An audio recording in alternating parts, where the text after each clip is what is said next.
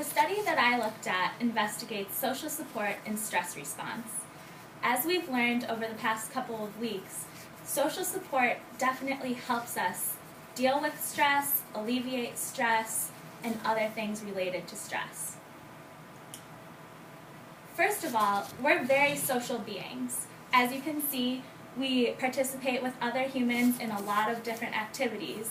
Being around people usually makes us happy, and therefore it should decrease stress response. Also, we want to be healthy. If you've ever turned on the TV, looked in a magazine, went on the computer, you can see that there's tons of ads trying to help you become healthier, decrease stress, and deal with all of the things that modern society has placed upon us. And, as I said, life is stressful. And as Sapolsky told us, we even anticipate stressors, so much so that our stress response happens before an actual event happens. So this is what my study looks at. The study that I'm going to present to you is called The Influence of Social Support on Cardiovascular Responses During Stressor Anticipation and Active Coping. I think that this study is really cool because it looks at the different stages of stress before the stress happens, when the stressful event is happening, and how you cope with it after. For the stress response, we've learned about several different things that happen in the body, but I'm going to focus on just the heart, the blood pressure increase and the heart rate increase. And as you may know, there are several different types of social support. You can have a positive relationship or a negative relationship with somebody. You can have so many friends but not very great friends, or you can have really awesome friends, just a couple of them. You can have really actively supportive people, as well as think that you have active support. And then you can also have physical support, such as hugging, touching, or verbal support, saying like, great job, good job, keep on going. Okay, so the research goals for this study had several different things they wanted to look at. First, they wanted to investigate 3 different types of social support. 1, nothing. 2, imagine, when you're thinking that you have friends or you're thinking of a very supportive friend in the situation. And 3, a person actually being present, supporting you, encouraging you when you're going through the stressful experience. Also, as I already mentioned, they will be evaluating your stress response at 3 different points in the study: before the stressful experience, during the stressful experience, and after. There are several different hypotheses for this experiment. First, that social support will have a stress buffering effect on enhancing perceived coping resources. Second, that social support should lead to attenuated cardiovascular reactivity, which means that blood pressure won't increase as much during anticipation and recovery of the stressful experience. And third, that social support should reduce effort and cardiac activity during the stressor. So in this study, they tested 60 students, 30 men, 30 women, ages 18 to 29 years old, and they matched these women and men across conditions to make sure that they had similar ratings on the social supportive questionnaire. They wanted to make sure that people didn't vary so greatly before the experiment even started.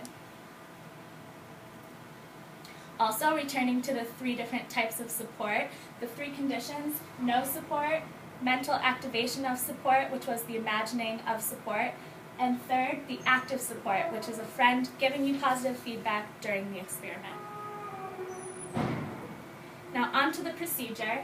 You start off with a resting period. They want to make sure that your blood pressure level, heart rate is at the baseline, and then to activate your thinking, you go through different manipulations, such as thinking about a person that's close to you or thinking of just a casual acquaintance, writing about it, and then thinking about it, and then the anticipation of the stressor, which I'll get into after this.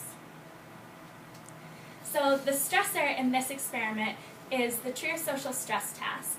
This is when you get up in front of somebody and give a persuasive speech to somebody, convincing them that you deserve to get something or to convince them to act on something, and in this case they had to give a speech about why they should be a psychologist. So after they had 5 minutes of thinking about that they had to give a speech, they got 5 minutes to prepare their speech once they were informed of the actual task. Then they gave the speech for 5 minutes, and then after this they answered a bunch of questions, their heart rate and blood pressure was measured again. So this is a little bit confusing, so I wanted to give you another breakdown of the different conditions. They have the first manipulation of thinking about a casual acquaintance or a close person. So in the no support, they think of the casual acquaintance, and then there's no friend present during the experiment.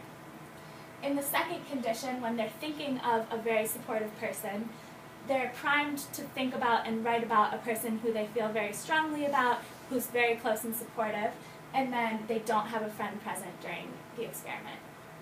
Third is the presence of the supportive friend. They don't think about the close person before the experiment, but when they're giving the speech, they have a friend in the room giving them positive encouragement, smiling, eye contact, everything that you would want in a presentation. Okay, so the measures that the researchers took in this experiment were heart rate and blood pressure about every 5 minutes. Beforehand, they measured your support network and friendship quality of the friend that you did or did not have in the room, and then as well as the cognitive appraisals of how hard they thought the task was going to be, how hard it actually was, and their emotional experiences during it. There are several different analyses, as you may expect, because of all of the different types of heart rate and blood pressure that was taken throughout. They measured the anticipation by the difference in resting levels and pre-test levels. They measured the difference in heart rate and blood pressure in the speech prep and performance by measuring the difference at those 2 points in time. And they measured the difference in post-task levels and pre-test levels of giving the speech to measure how quickly or how they recovered from the experiment. And the way that they did this was they actually took gender into account. So they measured the levels by gender and the support conditions. Some key results from the experiment: they found that women actually predicted that the test would be harder than it actually was compared to men, and there are several reasons for this. Mostly the researchers thought that they didn't expect that their friend would be as supportive, or they just were more stressed in general.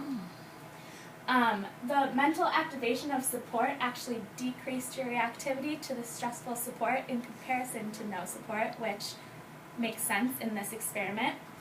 There's an increase in blood pressure for all conditions between task and pre-test, so that shows that giving a speech is indeed very stressful.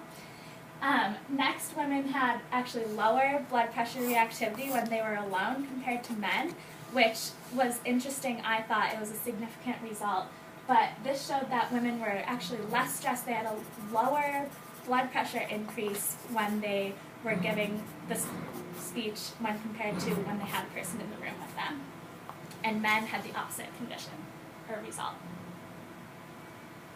So, as I said, women perceive the test to be more difficult when alone.